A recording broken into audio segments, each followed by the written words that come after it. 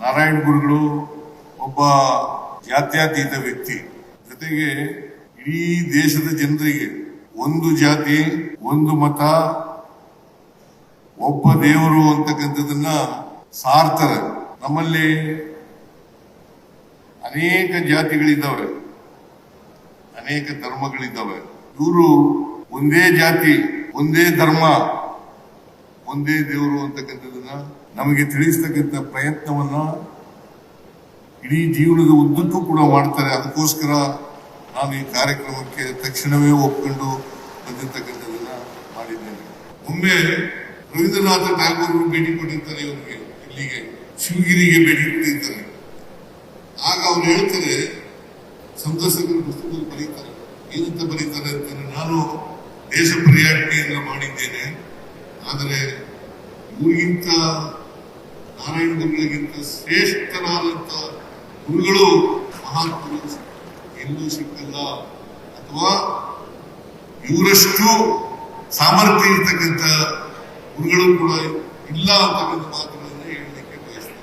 ಆದ್ರೆ ನಾರಾಯಣ ಗುರುಗಳು ಒಬ್ಬ ಶ್ರೇಷ್ಠ ಮಹಾತ್ಮರಾಗಿದ್ರು ಅಂತಕ್ಕಂಥ ಮಾತುಗಳನ್ನ ಅದಕ್ಕೆ ಇವರು ಯಾವುದೇ ಜಾತಿ ಧರ್ಮ ಸೇರಿರಲಿಲ್ಲ, ಅಥವಾ ಬಿಲ್ಲವ ಜನಾಂಗಕ್ಕೂ ಸೇರಿಲ್ಲ. ಆಕಸ್ಮಿಕವಾಗಿ ಬಿಲ್ಲವ ಜನಾಂಗದಲ್ಲಿ ಹುಟ್ಟಿದ್ದು ಅಷ್ಟೇನೆ. ಕೇರಳದಲ್ಲಿ ಜಾತ್ಯತೀತವನ್ನ ನಿರ್ಮಾಣ ಮಾಡಲಿಕ್ಕೆ ಹೋರಾಟ ಮಾಡ್ತಕ್ಕಂಥ ಕೆಲಸವನ್ನ ಅವರು ಮಾಡ್ತಾರೆ ಅಂತಕ್ಕಂಥದ್ದನ್ನ ಇವತ್ತು ನಾವು ಎಲ್ಲರೂ ಕೂಡ ಅರ್ಥ ಮಾಡಬೇಕಾಗ್ತದೆ. ಅವರು ಈ ಈಳುವ ಜನಾಂಗಕ್ಕೆ ಸೇರಿದಂತ ಈಳುವ ಜನಾಂಗವನ್ನ ಕೇರಳದಲ್ಲಿ ಅಸ್ಪೃಶ್ಯರಾಗಿ ಕಾಣ್ತಾ ಇದ್ದಂತ ಒಂದು ಕಾಲ ಇತ್ತು. ಆ ಅಸ್ಪೃಶ್ಯತೆಯನ್ನು ತೊಡೆದಾಕ್ಲಿಕ್ಕೋಸ್ಕರವಾಗಿ ಪ್ರಯತ್ನವನ್ನ ನಾರಾಯಣ ಗುರುಗಳು ಮಾಡ್ತಾರೆ ಅಂತಕ್ಕಂಥದ್ದನ್ನ ಇವತ್ತು ನಾವು ಅರ್ಥ ಮಾಡ್ಕೋಬೇಕಾಗ್ತದೆ. ನಾರಾಯಣ ಗುರುಗಳು ಶಿವನ ದೇವಾಲಯವನ್ನ ಕೇರಳದಲ್ಲಿ ಸ್ಥಾಪನೆ ಮಾಡ್ತಾರೆ. ಕೆಲವರು ಶಿವನ ದೇವಾಲಯ ಮಾಡಲಿಕ್ಕೆ ಅಸ್ಪೃಶ್ಯದಿಂದ ಮಾಡಬಾರದು ಅಂತಕ್ಕಂಥ ಕುಹುಕವಾದಂತ ಮಾತುಗಳನ್ನ ಹೇಳ್ತಾರೆ. ಆಗ ನಾರಾಯಣ ಗುರುಗಳು ಹೇಳ್ತಾರೆ, ನಿಮ್ಮ ಶಿವನನ್ನ ನಾನು ಸ್ಥಾಪನೆ ಮಾಡಿಲ್ಲ, ನಮ್ಮ ಶಿವನನ್ನ ಸ್ಥಾಪನೆ ಮಾಡಿದ್ದೇನೆ ಅಂತಕ್ಕಂಥ ಮಾತುಗಳನ್ನ. ಅದಕ್ಕೋಸ್ಕರನೇ ನೀವು ಯಾರೇ ನಿಮ್ಮ ಅವರ ದೇವಸ್ಥಾನಗಳಿಗೆ ನಿಮ್ಮನ್ನ ಅಸ್ಪೃಶ್ಯರು ಅನ್ನೋ ಕಾರಣಕ್ಕೋಸ್ಕರ ಬಿಡದೆ ಹೋದ್ರೆ, ಪ್ರವೇಶ ಮಾಡದೆ ಹೋದ್ರೆ, ಪ್ರವೇಶ ನಿಷೇಧ ಮಾಡಿದ್ರೆ, ದಯವಿಟ್ಟು ಅಲ್ಲಿ ದೇವಸ್ಥಾನಗಳಿಗೆ ಹೋಗ್ಬೇಡಿ, ಆ ದೇವಸ್ಥಾನಗಳಿಗೆ ಹೋಗ್ಬೇಡಿ. ನಿಮ್ಮದೇ ಆದಂತಹ ದೇವಸ್ಥಾನವನ್ನ ಮಾಡ್ಕೊಳ್ಳಿ, ನೀವೇ ಪೂಜಾರಿಗಳಾಗಿ ಅಂತೇಳಿ ಇಡೀ ದೇಶದ ಕೇರಳ ಮತ್ತು ಕರಾವಳಿ ಪ್ರದೇಶದಲ್ಲಿ ಸುತ್ತಾಡಿ ದೇವಸ್ಥಾನಗಳನ್ನು ಮಾಡ್ತಕ್ಕಂಥ ಕೆಲಸವನ್ನ ಮಾಡ್ತಾರೆ. ಅದರಿಂದ ಬಹಳ ಸರಳವಾಗಿ ಹೇಳ್ತಾರೆ ಅವರು, ಯಾವ ದೇವಸ್ಥಾನಕ್ಕೆ ನಿಮಗೆ ಬಿಡಲ್ಲ, ಪ್ರವೇಶ ಮಾಡಲ್ಲ, ಮಾಡ್ಲಿಕ್ಕೆ ಬಿಡಲ್ಲ, ಆ ದೇವಸ್ಥಾನಗಳಿಗೆ ಹೋಗಲೇಬೇಡಿ. ನೀವೇ ಒಂದು ದೇವಸ್ಥಾನವನ್ನು ಕಟ್ಕೊಳ್ಳಿ, ನೀವೇ ಪೂಜಾರಿಗಳಾಗಿ, ಅದು ನಿಂತಿವರೇನೆ. ಸೊ ಆತರ ಮಾಡ್ತಕ್ಕಂಥದ್ದು ಬಹುಶಃ ಜಗತ್ತಿನಲ್ಲಿ ಇವರು ಒಂದು ಇತಿಹಾಸವನ್ನ ನಿರ್ಮಿಸಿದ್ದಾರೆ ಅಂತಕ್ಕಂಥ ಮಾತುಗಳನ್ನು ಹೇಳಲಿಕ್ಕೆ ಬಯಸ್ತಾ ಇದ್ದಾರೆ.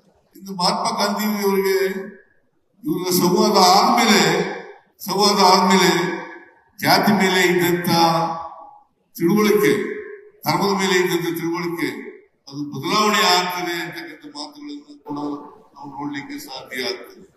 ಅದರಿಂದ ಈ ಸಂವಾದ ಇದೆಯಲ್ಲ, ಇದು ಒಂದು ಹಿಸ್ಟಾರಿಕಲ್ ಡಿಸ್ಕಷನ್.